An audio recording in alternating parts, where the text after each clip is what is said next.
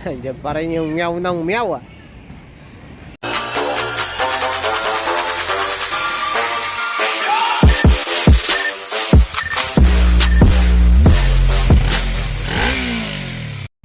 Yan. Ito yung ano yung minakina namin na Impulse. Ulan na eh. Tinidor naman ang putik.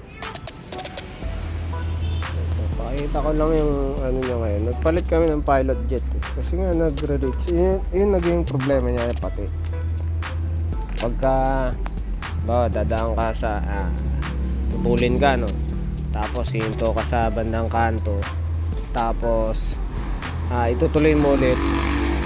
Parang mamamatay na siya. Tapos ang hirap pabulin ng engine speed, no? So nagta-throttle ka.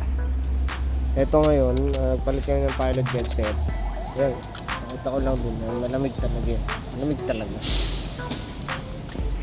Saka umulan eh. Ngayon ko lang i-start ulit. Kailan pa to? Siguro mga ano na rin. Mag-iisang linggo na rin bago i-start.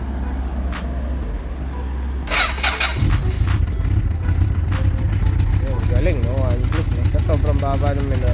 Mamaya tataas yan pagka uminit na. Pag uminit na to. So, sobrang lamig niya pa eh. Tapos ito nga, malamig yung makina pero ganito behavior niya.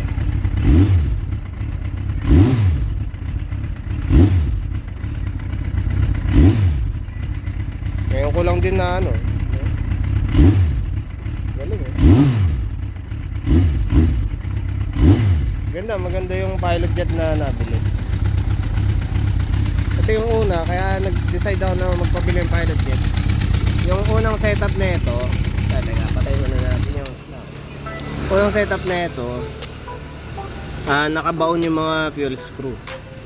Kaya sabi ko, medyo rich yung ano siguro. Tsaka yun nga, yung behavior na pagkahihinto siya galing sa speed, ano eh,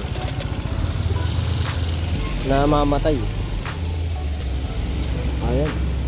Okay na, hindi na siya namamatay. Tapos nakabukas na ito mga, ewan ko ilang turns to eh.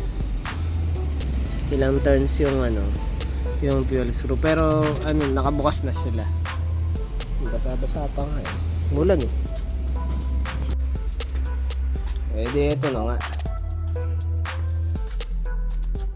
Nagkakalas na yung mga pyesa, ano. Tapos meron na rin siyang fork seal. Naging problema namin yun, putik. Yung inner tube. Ewan ko makikita ng maayos sa camera. Ayan. Ano siya eh, parang dating baluktot tapos kinunat. Ano to eh, oh? Ganito sa camera, parang hindi mapansin na bumukol to, tas lumabog to.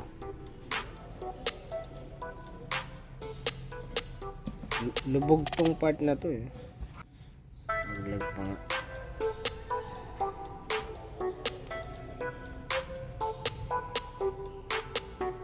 Parehong ganyan eh. Hindi isa.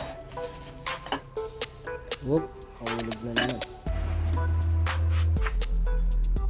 Isang may issue. Ayan.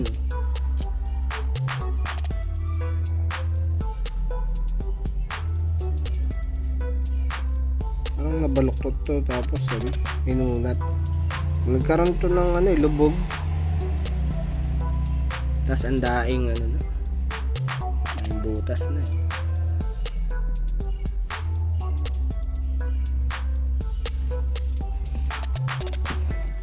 And decide kami na palitan ng bago. Hanip. Ito, may nakuha ang bago. Okay, ito. Ayan, mukhang kumayad na dun yung... Sorry, hindi ko alam yung mga tawag dyan. Ito. Ayan, nalagay ko na sa bago. Ito yung isa. Isang pa to. Hindi masyadong nalinisan dito sa ilalim. Napunta yung mga dumi. Wala. Kulang ng isa. Wanip. So ito nga pala yung force sila ginamit natin pang Yamaha. Good shit na, no? Ginamitan nga pala nito yung pang pasok. Fork seal. Tapos ito yung level ng fork oil na ilalagay almost 500. Ano? Yan, bibidyo ko muna bago bumuhos yung ulan. Ito nga pala pina-powder coat. Harap tsaka likod. Shit. Pwede na kunin to, hanip.